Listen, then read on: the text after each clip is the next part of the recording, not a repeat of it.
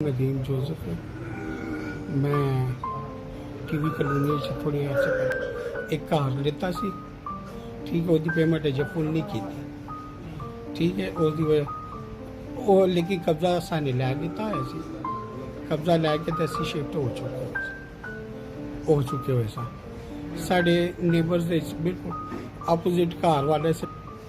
ठीक है, वो सौ नैन सारे दो 24 घंटे बिठा के रखा होंगे सी।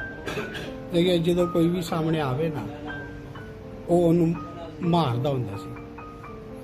सब कुछ पुलिस थाने वाले नहीं पता सी, लेकिन वो पीछे काम नहीं कर रहे। मैंने भी जो उन्होंने क्लैशन कोफा कढ़िया ना तो मैंने उदो 15 ते फोन किया। 15 ते फोन किया तो फिर मैं उन्होंने वीडियो बनाने लगा। वीडियो बनाते उन्होंने उन्होंने भी देख लिता है।